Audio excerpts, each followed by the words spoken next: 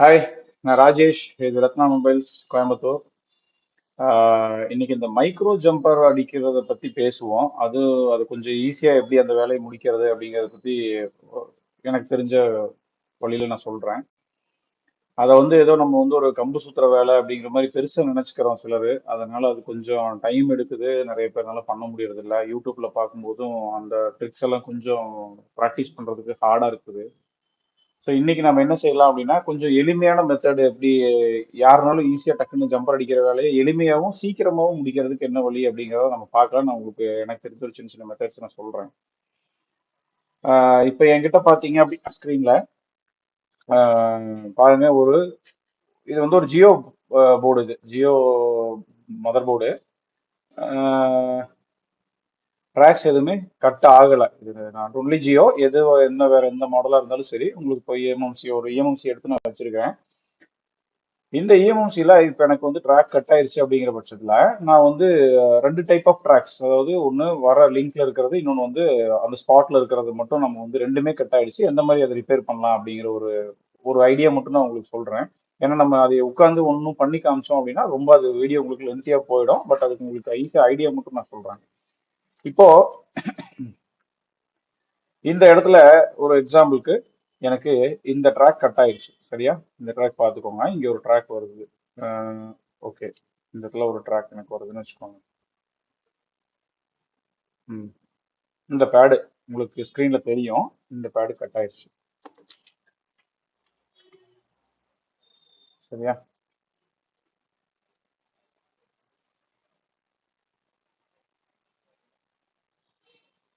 இந்த pad cut ஆயிடுச்சு.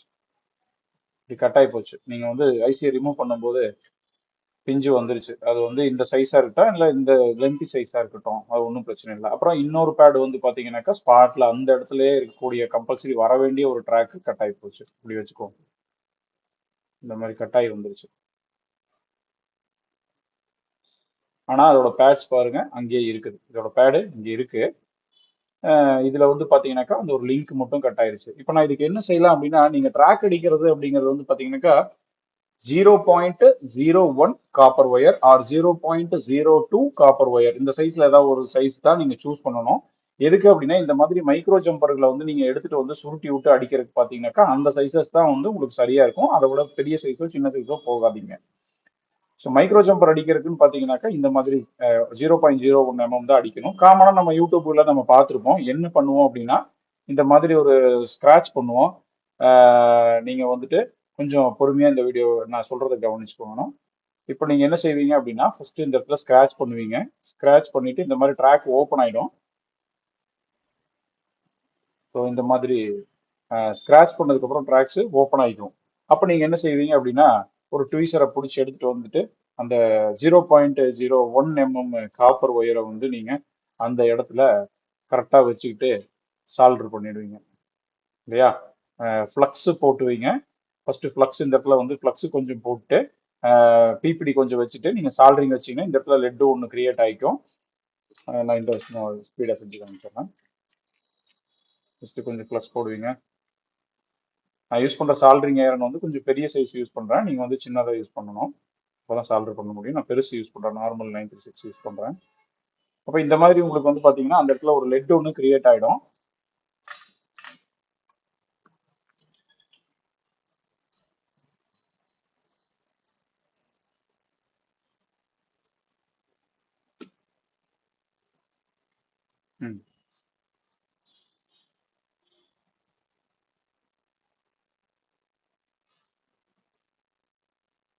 அப்புறம் என்ன பண்ணலாம்னா, ஒரு நல்ல ட்வீசர் இருந்துச்சு அப்படின்னா நான் இந்த இடத்துல இந்த காப்பர் ஒயரை நான் இப்போ இங்க வச்சுட்டு சால்டரிங் ஏர்ல நான் சால்டர் பண்ணுவேன்.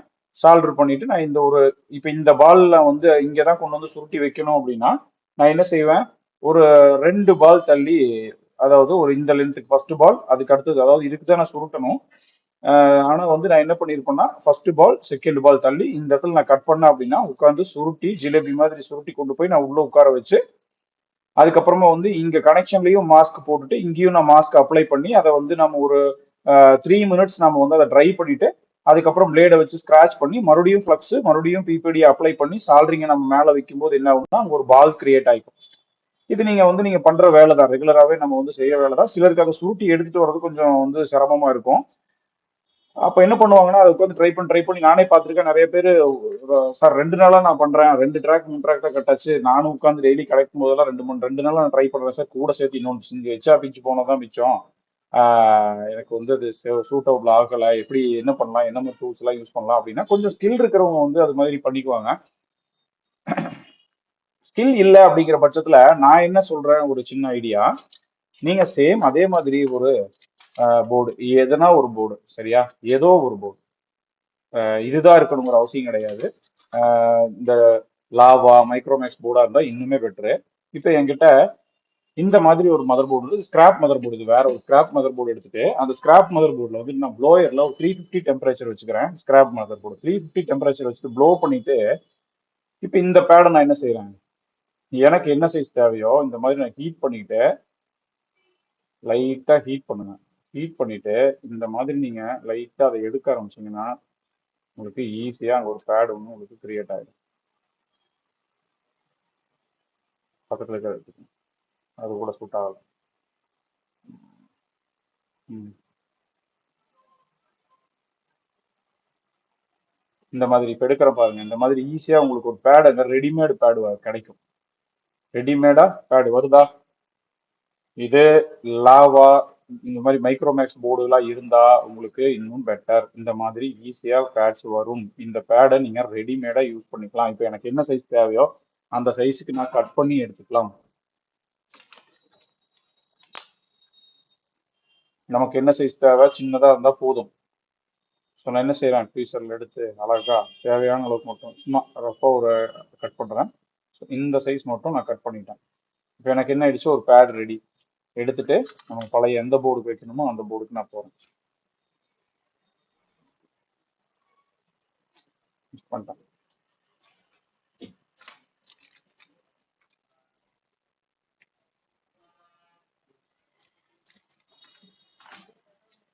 இப்போ இந்த போர்டு வேற போர்டுல இருந்து எடுத்துக்கிறேன். இதே சேம் வேற ஒரு யூஸ் பண்ணிருக்கு.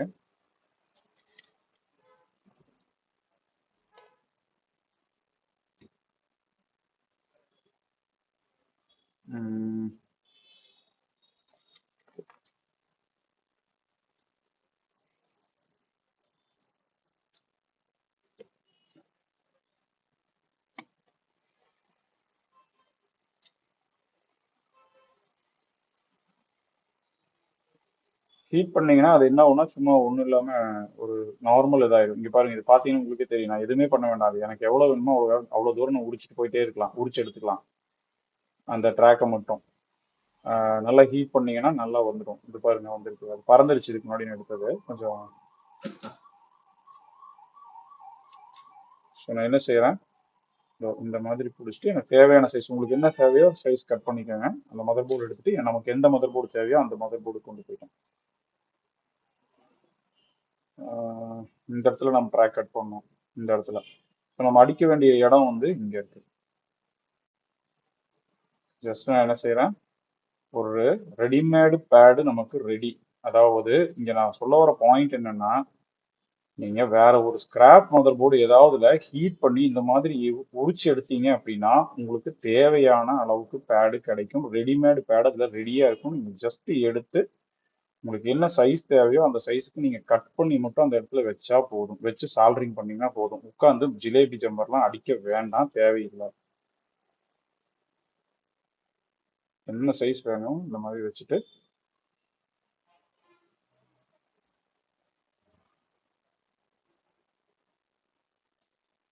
சொல்ல வர்ற விஷயம் கான்செப்டை மட்டும் புரிஞ்சுக்கோங்க. வீடியோங்கிறதால நான் சின்ன சின்ன கொஞ்சம் வேகமாவோ இல்லை சின்ன சின்ன விஷயங்களை ஸ்கிப் பண்ணியிருப்பேன். கான்செப்டை மட்டும் அண்டர்ஸ்டாண்ட் பண்ணிக்கணும். ஸோ இந்த இடத்துல நம்ம என்ன பண்ணலாம், இப்போ ஒரு சால்டரிங் ஐயர்னு வச்சு ஒரு சால்டர் பண்ணிட்டு கிரீன் மாஸ்கை போட்டோம்னா வேலை முடிஞ்சு இல்லையா, டக்குன்னு வேலை முடிஞ்சிடும். மைக்ரோ ஜம்பர் அடிக்கணுங்கிற அந்த ஒரு வேலை நமக்கு இருக்காது.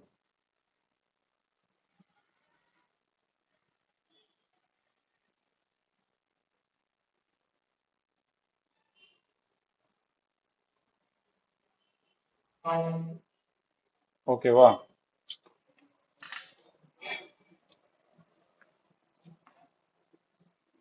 நம்ம அந்த ஜிலேபி ஜம்பரை கேர்ஃபுல்லா ஹேண்டில் பண்ற மாதிரி எல்லாம் பண்ண வேண்டிய அவசியமும் இல்லை. இது உங்களுக்கு கொஞ்சம் ஈஸியாவே நீங்க ஹேண்டில் பண்ணலாம். அது போட்டு பார்த்து பார்த்து துடைக்கணும், இல்லைன்னா அந்த ஜிலேபி ஜம்பர் வந்து தனியா வந்துடும். அது மாதிரி எல்லாம் பண்ண வேண்டிய அவசியம் இல்லை. ஸோ நான் இப்போ என்ன செய்யறேன், நான் சும்மா ரஃபா உங்களுக்கு வீடியோக்காக உட்கார வச்சிருக்கிறேன். இப்போ நான் இந்த இடத்துல கரெக்டா பொசிஷன் வச்சுட்டு, ம் இப்போ நான் இந்த இடத்துல கிரீன் மாஸ்க் போட்டேன் அப்படின்னா, இந்த இடத்துல நான் கிரீன் மாஸ்க் போட்டு இங்க கூட கிரீன் மாஸ்க் போட்டு நான் என்ன செய்யலாம், அப்படியே அந்த இடத்த ஸ்கிராச் பண்ணி இந்த இடத்த மட்டும் அப்படியே வச்சுட்டு கூட நான் வந்து ஐசி உட்கார வச்சுக்கலாம். இப்போ எனக்கு இந்த ஜம்பர் அடிக்கிற வேலை மிச்சம், அதனால எவ்வளவு டைம் சேவிங் ஆகுங்கிறது உங்களுக்கு அண்டர்ஸ்டாண்ட் ஆகும்னு நினைக்கிறேன். அதே மாதிரி இந்த சிங்கிள் பேட் வந்து கட் ஆயிடுச்சு, இந்த ஒத்த பேட் மட்டும் கட் ஆயிடுச்சு. இதுக்கு நான் என்ன செய்யறேன் அப்படின்னா, இதுக்கும் அதே மாதிரி 0.01 mm ஃப்ளக்ஸ் வச்சுட்டு அதே மாதிரி வந்து சால்டரிங் ஏர் வச்சு உட்காந்து இங்கேயே சுத்தி அதுக்குள்ள நான் வந்து ஒரு ஜிலேபியை கிரியேட் பண்ணி அதுக்கு மாஸ்க் போட்டு சுரண்டி கடைசியில் அது பிஞ்சு வந்து மறுபடியும் அது கூட அக்கப்போர் பண்றதுக்கு பதிலா எல்லா போர்டுகள்லையுமே பாருங்க, நான் சும்மா இங்க இருந்து ரஃபா எடுக்கிறேன். எல்லா செட்டுகள்லையுமே வந்து பாத்தீங்கன்னா என்சி பேடு நிறைய இருக்கும். இப்ப இந்த போர்ட்லயே சேம் போர்ட்லயே இந்த கார்னர்ல இருக்கிறது என்சி பேடு. இந்த இஎம்சியோட இந்த கார்னர் என்னது என்சி பேடு. இப்போ நான் என்ன செய்யறேன்னா சும்மா அந்த என்சி பேடை லைட்டா நல்லா ஹீட் பண்றேன் இல்லையா, ஹீட் பண்ணிட்டு சும்மா சாஃப்ட் அப்படி எடுத்தாலே அழகா வந்துடும். பறந்துருச்சு பாருங்க, ஹீட்ல பறந்தே பறந்துருச்சு. அவ்வளோ. ம். அப்போ இந்த இதெல்லாமே என்சி பேட். ஸோ நான் என்ன செய்யறேன், இந்த மாதிரி ஒரு என்சி பேடை எடுத்துட்டு சேம் ஃப்ளக்ஸ் அங்க வச்சுக்கோங்க. இந்த என்சி பேடை அப்படியே தலைகீழ திருப்பி வைங்க. எதுவுமே நீங்க பண்ண வேண்டாம்.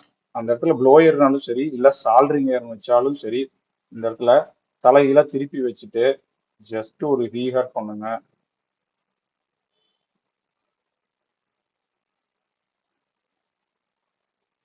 ரீஹாட் பண்ணிட்டு அந்த இடத்துல நான் கொஞ்சம் லைட்டா அழுத்துறேன். இல்ல ஒட்டிக்கிச்சு, இருந்தாலும் பரவாயில்ல. இந்த இடத்துல டைரக்டா ரீஹாட் பண்ணி உட்கார வைக்கிறதுக்கு பதிலா உங்களுக்கு கொஞ்சம் லைட்டா நீங்க ஃப்ளக்ஸ் வச்சுட்டாலும் சரி. கொஞ்சம் நான் ஃப்ளக்ஸ் வச்சுக்கிறேன், அதுல இருக்கிறது பத்தல. ஸோ அதனால நான் ஃப்ளக்ஸ், சாரி, பிபிடி, நான் இந்த இடத்த கொஞ்சம் பிபிடியை வச்சுக்கிறேன். நான்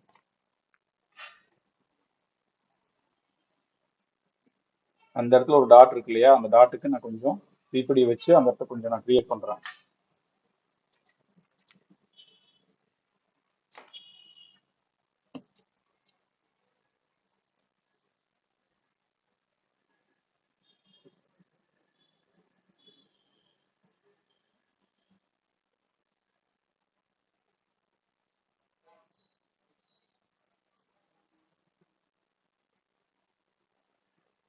ம். இப்போ நான் என்ன செஞ்சிருக்கேன்னா, இந்த இடத்துல அந்த இது ஒரு லெட்டை வச்சு அந்த இடத்துல இந்த சின்ன டாட்டை வந்து நான் கிரியேட் பண்ணியிருக்கேன், தெரியற மாதிரி நான் பண்ணியிருக்கிறேன். அதுக்கப்புறமா நம்ம ஒரு பால் ஒன்று அங்கிருந்து எடுத்தோம் இல்லையா, ஒரு என்சி பேடு, அதை வந்து நம்ம அங்க கொண்டு போயிட்டு தலைகீழா திருப்பி நான் வைக்கிறேன். இப்போ நான் ஹீட் பண்றேன்.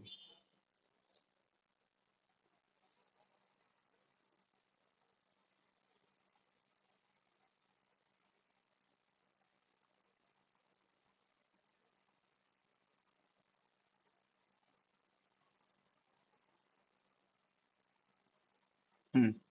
ஹீட் பண்ணிட்டேனா, ஜஸ்ட்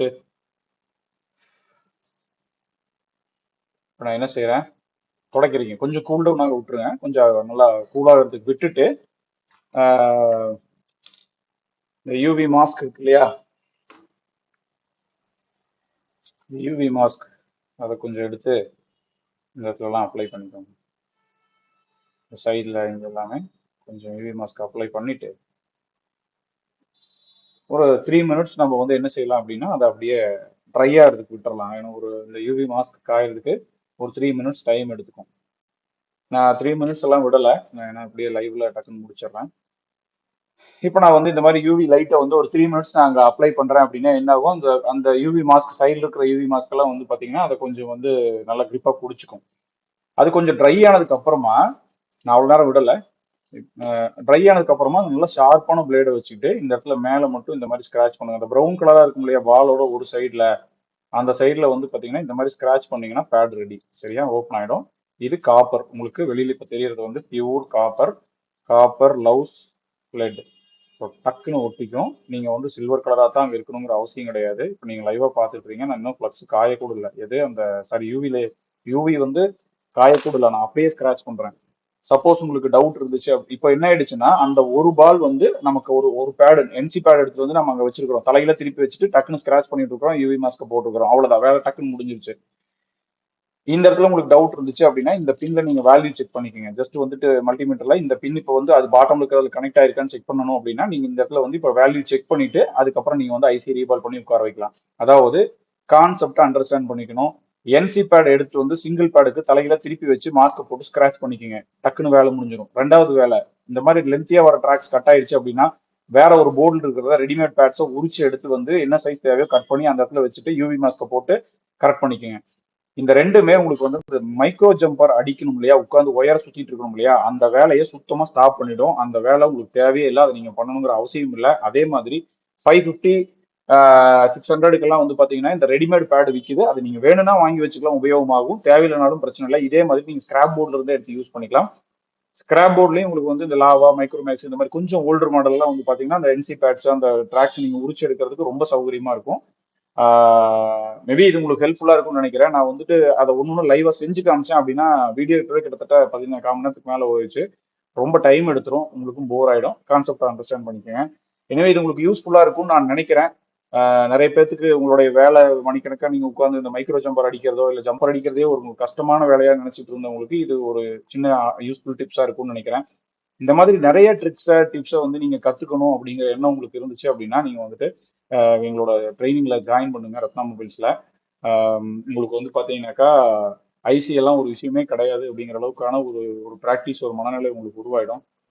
எல்லாமே லைவ் கிளாஸ் தான், எல்லாமே வந்துட்டு ஒன்னொன்றுமே வந்து லைவா எல்லா செட்டும் ரிப்பேர் பண்றதாகட்டும், ஐசி ரீபால் பண்றதாகட்டும், உங்களுக்கு ப்ராக்டிஸ் கொடுக்கறதாகட்டும் எல்லாமே.